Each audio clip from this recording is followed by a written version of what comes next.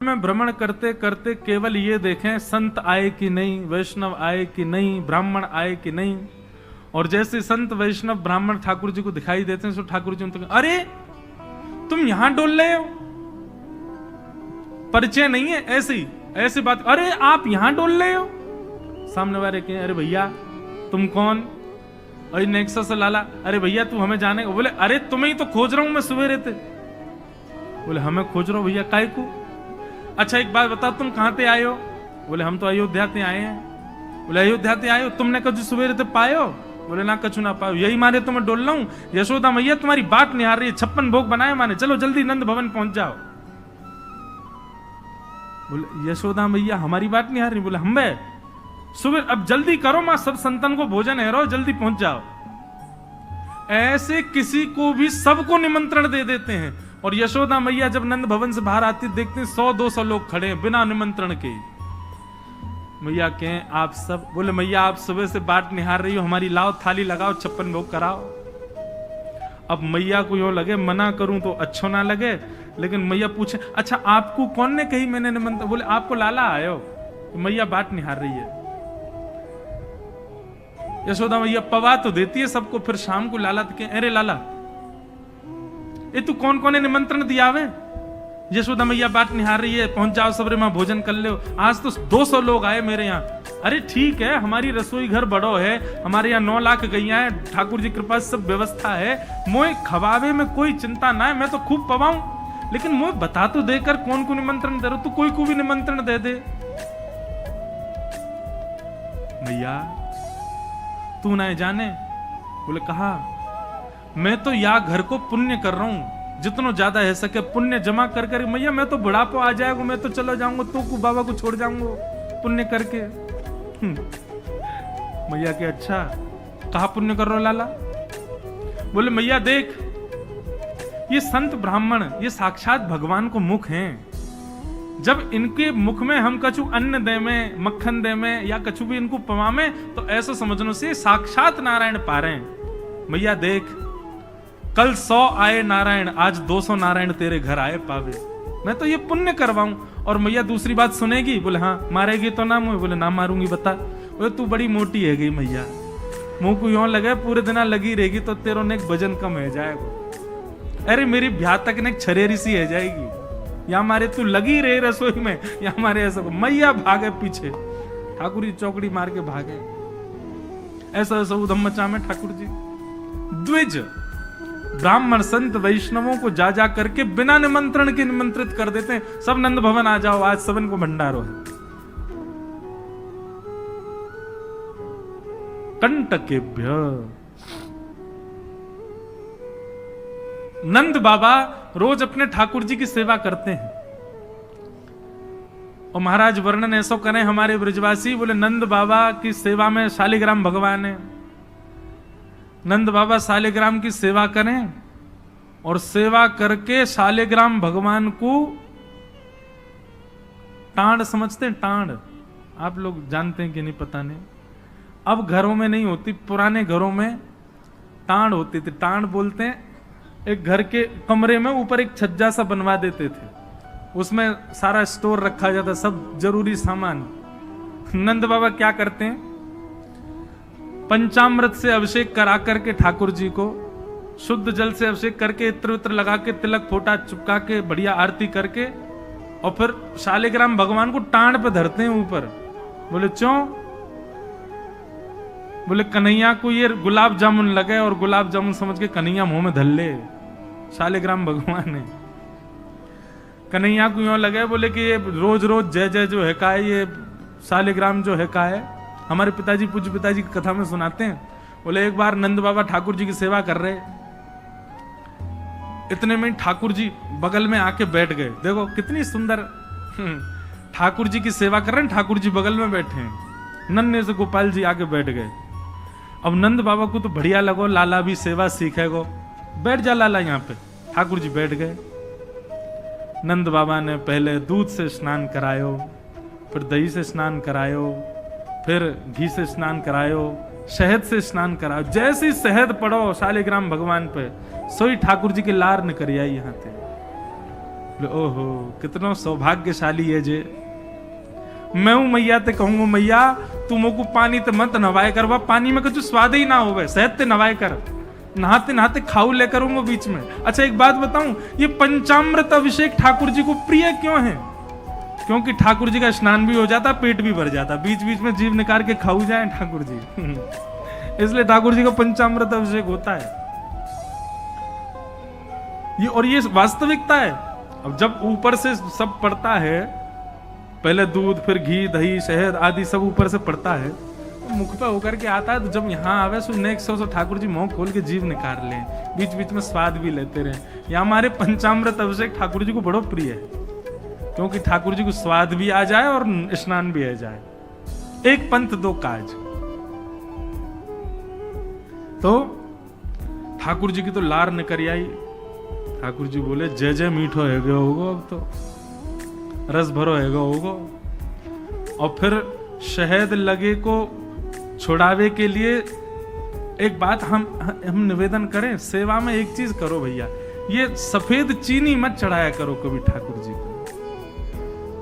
ठाकुर जी के अंग पे लग जाती होगी, उस पर भी फिर ऊपर से आप हाथ ऐसे घुमा देते हैं, शंकर जी पे हो, शालिग्राम जी पे हो, ठाकुर जी पे हो, इससे बढ़िया बूरा लाओ, शक्कर लाओ, और चीनी अगर चीनी ही अगर उसको भी पीस लो, वो ऐसी तो हो कि ठाकुर जी के अंग पे लगे ना, तब डालो। शक्कर से स्नान कराए और ठाकुर जी तो बस मुंह में पानी आ गया, बोले जय जय मीठो है गयो। अब तो नंद बाबा ने बढ़िया ठाकुर जी को श्रृंगार आदि करके और महाराज ठाकुर जी को तुलसी पदरा के चंदन वंदन लगा के, और नंद बाबा अपनी माला झोली में हाथ दे करके और जाप करने लगे। पूज्य पिताजी महाराज कहे नंद बाबा मुंह पे एक कपड़ा और डाल लें, मुख पर कपड़ा डाल के जप करने से मन एकाग्र होता है, यह भी एक साधना का एक नियम है। नंद बाबा जाप करने लगे, इतने में ठाकुर जी ने देखी बाबा तो जाप में चलोगो, अब कहां जाएगो जय जय बच के। सोई ठाकुर जी धीरे से गए और चौकी पे धरे शालिग्राम भगवान उठाए और मुंह में धर के बैठ गए, और जैसे कोई पान चूसता है ऐसे ठाकुर जी यहां से चूस रहे हैं मुंह में धर के शालिग्राम जी को, और बैठ गए नंद बाबा के बगल में ही आंख बंद करके, इनको ध्यान चल रहा है।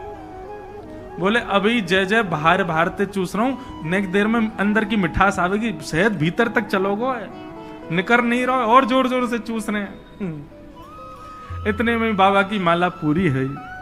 जैसे ही बाबा की माला पूरी भई, बाबा ने नेत्रन से लगा के माला और अपनो कपड़ा हटायो, जय हो मेरे साले जय जय कहां चले गए। अब तो ढूंढे पुष्प पुष्प उठा के सब देखी, ठाकुर जी यही ना वहां पे। अरे यशोदा ठाकुर जी कहां चले गए। बगल में छोटे भगत जी बैठे हैं, वो बिल्कुल महाराज ध्यान करके बैठे हैं, या तरफ शालिग्राम जी दबा रखे हैं। लाला जी कहा है तेरे मुंह में। बोले कहा जल्दी दिखा। नंद बाबा ने एक गुलचा बना करके जैसे ही मुंह में दियो, महाराज सोई शालिग्राम जी बाहर आ गए। नंद बाबा तो लिए उनको सिर से लगा में, रोते रोते गए, अरे यशोदा देख आज कहा भयो। बोले कहा भयो। बोले तेरो लाला उद्यमी है, हमारो लाला उद्यमी है, ये बात तो मैं स्वीकार कर चुका हूं, लेकिन इतना बड़ा उद्यमी। यशोदा मैया बोली भयो का। बोले भैया जे मक्खन खा जाए, घी खा जाए, मिश्री खा जाए, दूसरे इनके घर में जा जाके खाया आवे, लेकिन आज तो यानी भगवान ही खा लिए, जय जय खा गो, हमारे शालिग्राम भगवान को खा गए।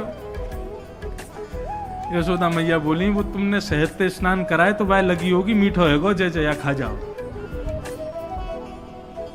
ठाकुर जी दूर खड़े हैं। वाह दिन से नंद बाबा को नियम है स्नान ध्यान करके ठाकुर जी को टांड पे धर के जाए कि लाला के हाथ नहीं पड़ जाए कहीं, नहीं तो जय जय खा जाएगा। ऐसी ठाकुर जी की मधुर लीला, इतनी भाव में लीला ठाकुर जी की चल रही है कि सब रीझ जाते हैं। बंधुओं कभी कभी तो इन लीलाओं को सुन करके, कह करके और अनुभव करके तो नेत्र सजल हो जाते हैं। ये परब्रह्म परमात्मा प्रेम के पूर्ण स्वरूप बन के आए।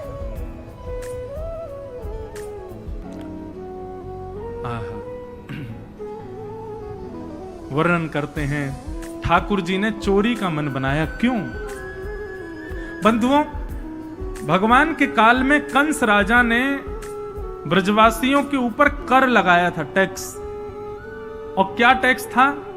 कि आप सब लोग अपने घर में गैयाओं को पालो, सारा खर्चा स्वयं करो, और जितना दूध घी दही होगा उसका 70-80% सब मथुरा जाकर के कर के रूप में जमा करना पड़ेगा। मथुरा के लोगों को और बड़े बड़े शहर के लोगों को गैया पालनी नहीं पड़ती थी, ब्रजवासी पालन करके सारा दूध घी दही देते थे। फिर कंस के लोग जो थे वो उसको बेचते थे, उससे धन कमाता था कंस। ब्रजवासी बेचारे गैया को अपने घर में रखते, उसका पूरा ध्यान रखते, और जितना दूध निकलता 70-80% सब कंस को देना पड़ता। थोड़ा थोड़ा बचता ब्रजवासियों के पास। लेकिन नंद बाबा ब्रज के राजा थे, इसलिए उनको छूट थी। वो 9 लाख गैयाओं के मालिक थे, उनके यहां इतना कर नहीं था। एक दिन ठाकुर जी सब ग्वाल बालों के संग खेल रहे थे। खेल खेल में ग्वाल बाल ने गिर गए तो रोने लगे। ठाकुर जी बोले, अरे तुम दूध घी दही खावे वारे, ऐसे कब गिर जाओ? ठाकुर सब बोले, लाला तू खावे दूध घी दही, हमें तो खावे कोई ना मिले, हफ्ता में एक बार मिले बस। क्यों? बोले सब कंस के यहां जमा करवाना पड़े। तब ठाकुर जी ने मन बनाया कि भैया ये दूध घी दही हमारो धन है, और ये साक्षात अमृत है, ये राक्षस के पास नहीं जाना चाहिए। सबने कही, लाला कौन मारेगो तेरी बात है? कोई ना मानेगो। नेक्स्ट हो तू 3.5 बरस को तेरी बातन को कौन मानेगो? ठाकुर जी बोले, बड़े है के तो सबन को माननी पड़ेगी, लेकिन अभी से मुंह को रोक तो करनी पड़ेगी। तो क्या करें? तो बोले अभी बाल अवस्था है, राजी राजी नहीं मानते तो चोरी करके मानेंगे। सबके घरन से जब हम गौरस चोरी कर लेंगे तो फिर कंस को कहा देना पड़ेगा? कछु भी नहीं। कंस तो कह देंगे भैया चोरी है रही है हमारे यहाँ, चोर को ढूंढो, और चोर हमको ढूंढ ही ना पावेगो, कंस हमको ढूंढ ही ना पावेगो, तो हम चोरी करेंगे। सब ग्वाल बालन को ठाकुर जी ने सिखा पढ़ा दिया, और ठाकुर जी ने चोरी करना प्रारंभ किया। सबसे पहले ठाकुर जी ने चोरी अपने घर में करी। यशोदा मैया ने वहां ठाकुर जी पकड़ लिए। तो ठाकुर जी बोले, अपने घर में तो मिशन फेल भयो, अब गोपीन के घर में जानो शुरू करो। ठाकुर जी ने अपनी रजिस्टर्ड एक संस्था बना ली, बाल गोपाल चौर प्रचार प्रसार मंडल, और उसके अधिपति, उसके प्रेसिडेंट बने 3.5 वर्षीय श्री कृष्ण। जैसे ही कोई बालक ब्रजमंडल में जन्म लेता है, तो जैसे बालक जन्म लेता है तो रिश्तेदार नातेदार आते हैं, उसके बाद फिर आशीष देने वाली एक प्रजाति के लोग भी आते हैं, सब घरों में आते हैं। और जब सब चले जाते हैं तब बाल गोपाल चौर प्रचार प्रसार मंडल आता है, और वो मंडल आकर के साथ में गौरज लेकर के आते हैं ठाकुर जी, गौ के खुर की रज, और उस रज से उस बालक का तिलक कर देते हैं। तिलक का करें? बोले 3 साल और इंतजार है, फिर ये हमारी मंडली में जे भी आ जाएगा, जे भी हमारी तरह चोर बनेगा। उसका जन्म लेते ही उसका रजिस्ट्रेशन कर जाते हैं ठाकुर जी। बड़ी अद्भुत लीला है ब्रज की। आहा, ठाकुर जी दूसरे इनके घरन में जाके चोरी करने लगे। ऐसा ऊधम, ऐसा उत्पात पूरे गोकुल में, महाराज नाक में दम है गयो। सब गोपी परेशान है गई, सास नजर डांट रही हैं, पति डांट रहे हैं, अरे कंस काउदना हमारे यहां सैनिक भेज के मरवा देगो, हमारे यहां से इतने दिन से मक्खन नहीं गयो है। गोपियां सब चिंतित भी होती हैं, लेकिन सबको अच्छा भी लगता है, कन्हैया आके चोरी करते हैं। तभी उन गोपियों में एक गोपी थी, उसका नाम था प्रभावती।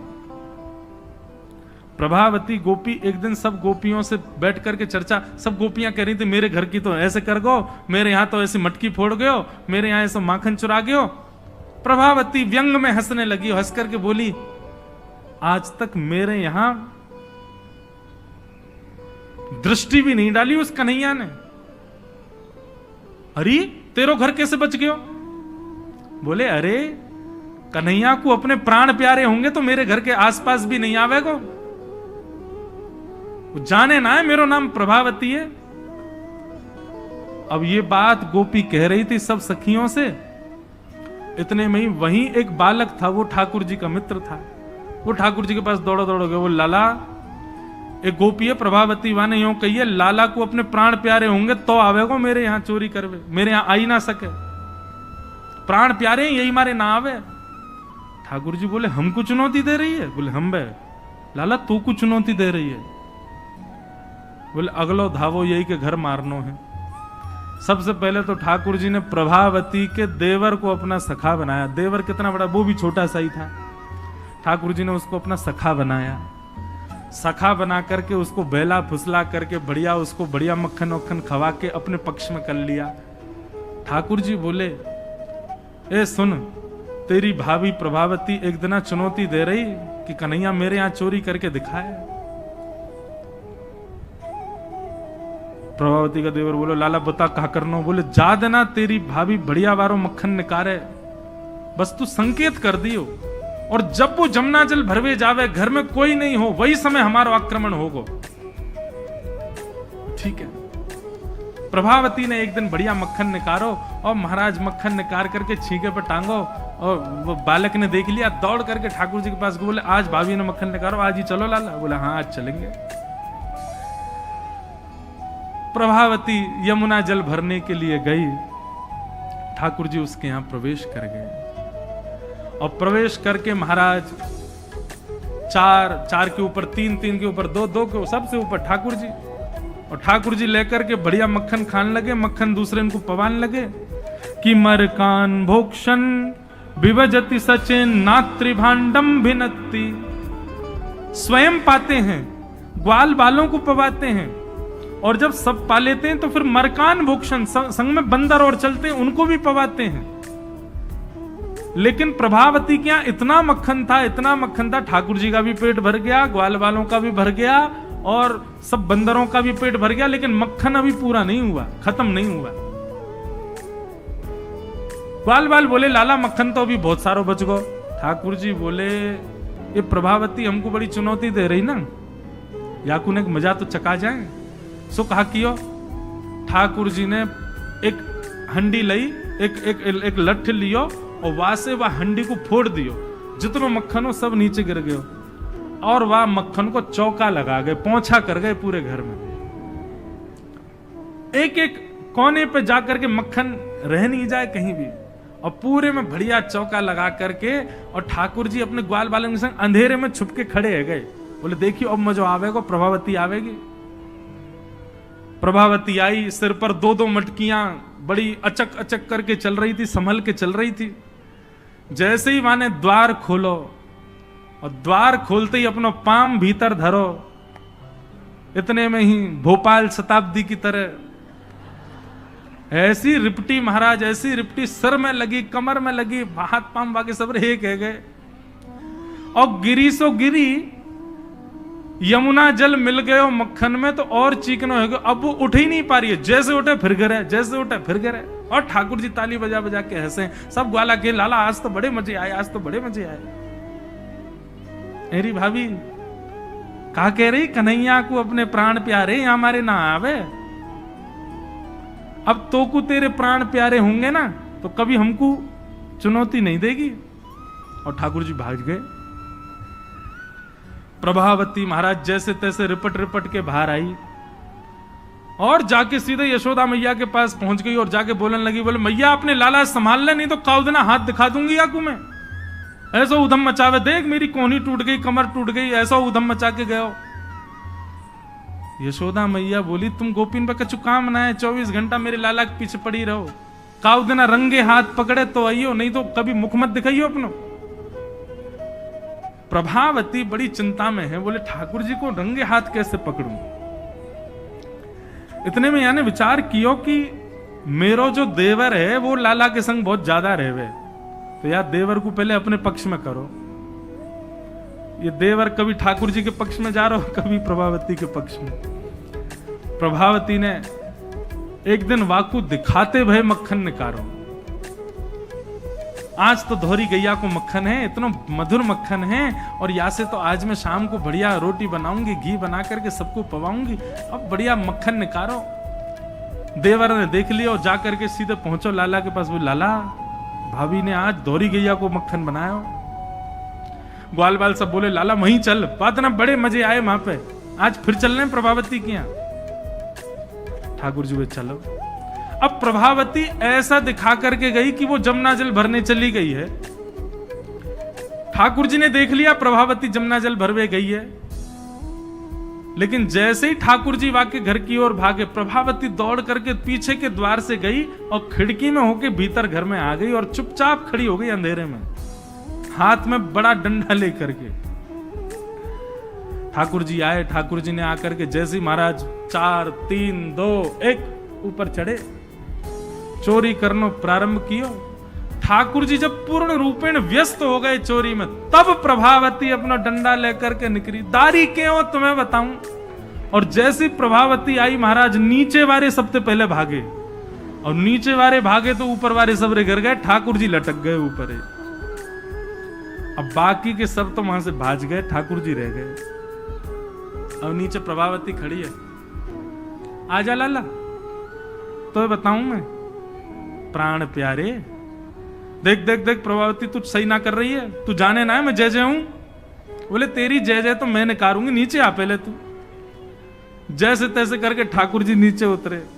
प्रभावती बोले तुमको मुंह पे दया ना आवे, मैं कितनो सीधो साधो भोरो सो प्यारो सो, देख मैं तू वचन दूं आज के बाद नहीं आऊंगा तेरे घर, तू अब कछु मत करे, तू मुझको मारे मत। बोले ना ना मारूंगी ना लाला, इतना कोमल सो मेरो लाला, वाकू कैसे मार सकूं मैं।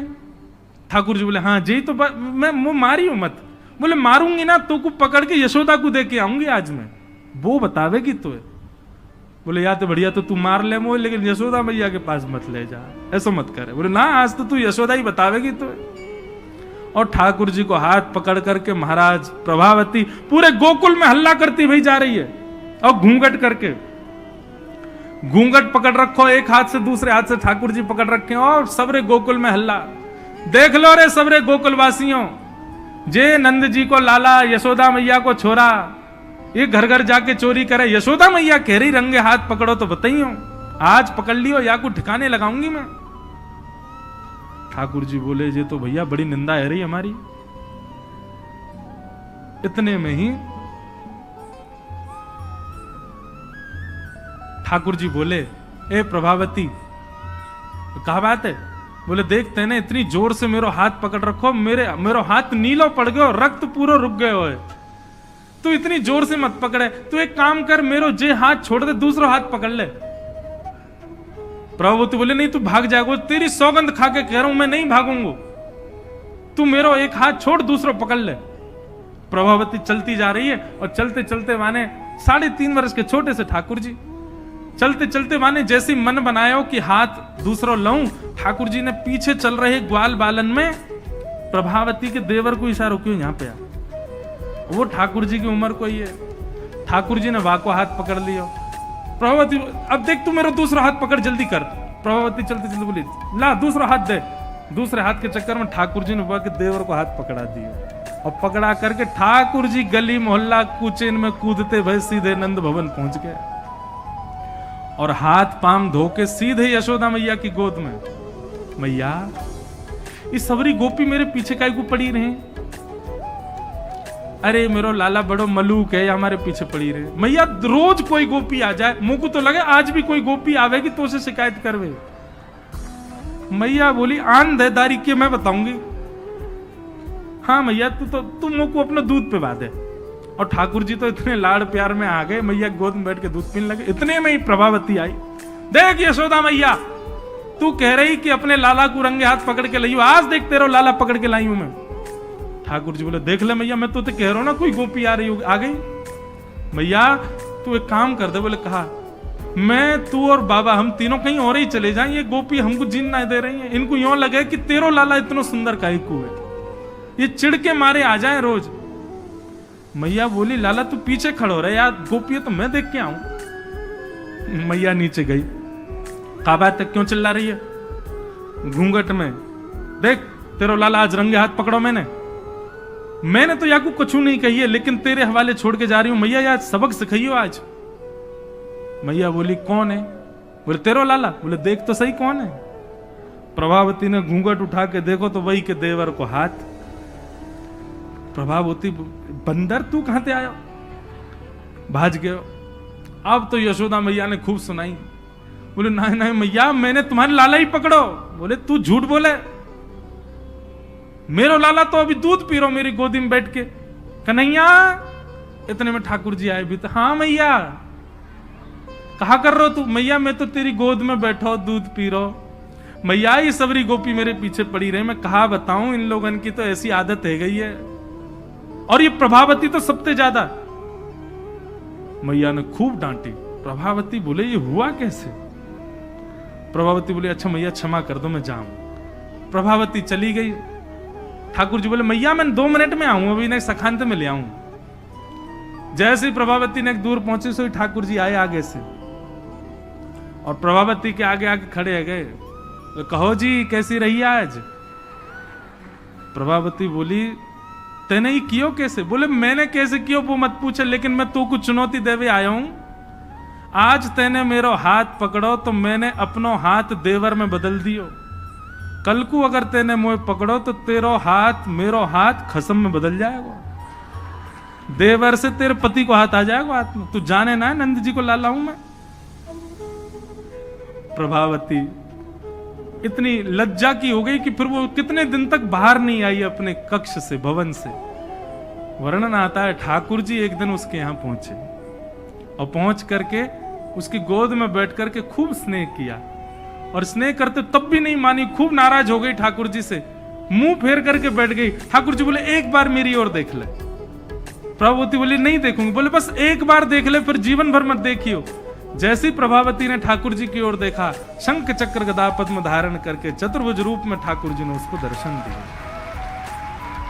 बोलो भक्त वत्सल भगवान की। ऐसी ठाकुर जी की मधुर लीला वृंदावन में चल रही है। ऐसी अनेक लीलाएं हैं व्रज की, उनको ठाकुर जी संपादित कर रहे हैं। एक दिन मैया ने ठाकुर जी को उखल से बांध दिया। उखल से बांध करके मैया चली गई। ठाकुर जी ने उखल में बंधे भये ही वृक्षन के बीच से निकले, स्पर्श करती दोनों वृक्ष टूट गए। कुबेर के पुत्र नलकुवर मणिग्रीव प्रकट हो गए। दोनों ने भगवान की स्तुति गाई। ठाकुर जी ने दोनों को क्षमा किया। और ये बात जान करके नंद बाबा उन्होंने मन बनाया कि अब हम गोकुल में नहीं रहेंगे। और नंद बाबा के छोटे भैया ने एक दूसरे वन का नाम बताया जिसका नाम है वृंदावन। और ठाकुर जी, नंद बाबा और यशोदा मैया सब ने वृंदावन जाने को मन बनायो।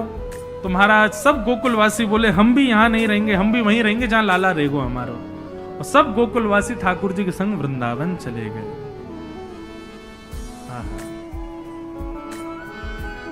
ऐसा सुंदर प्यारो वृंदावन है। लागे वृंदावन निको अली माने, लागे वृंदावन निको। लागे वृंदावन निको अली माने, लागे वृंदावन निको लागे। लागे वृंदावन निको अली माने, लागे वृंदावन निको लागे। लागे वृंदावन निको अली माने, लागे वृंदावन निको।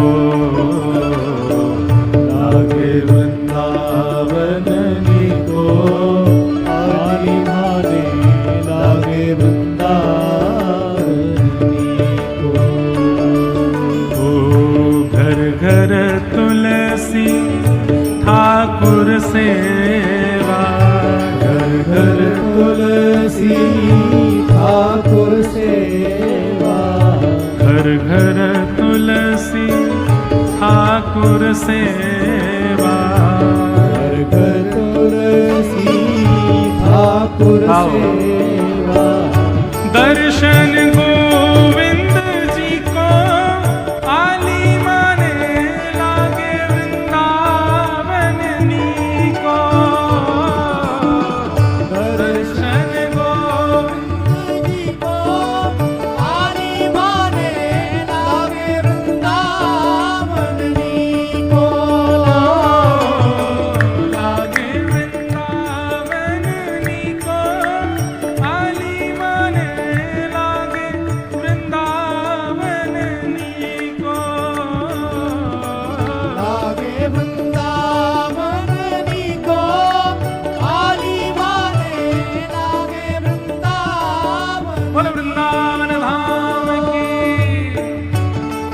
ताल बजा के गाओ।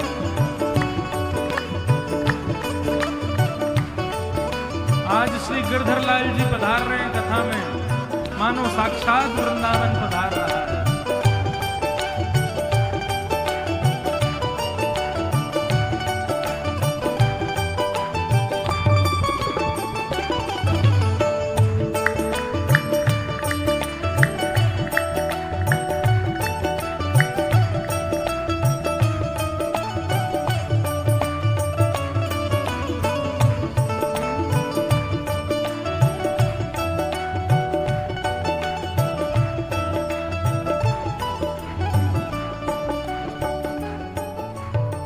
रतन सिंहासन आप विराजे, रतन सिंहासन आप विराजो, रतन सिंहासन आप विराजे, रतन सिंहासन आप विराजे। कैसे? मुकुट धरे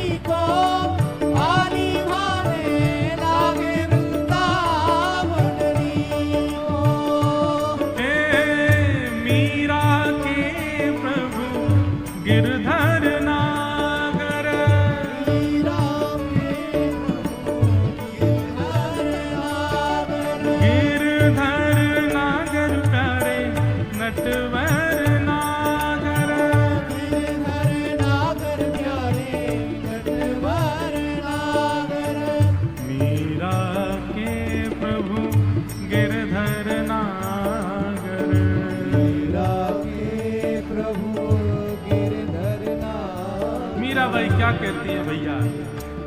ओ भजन बिना नर फीको, वाली माने लागे वृंदावन नीको। भजन बिना नर फीको, वाली माने लागे वृंदावन नीको। लागे वृंदावन नीको,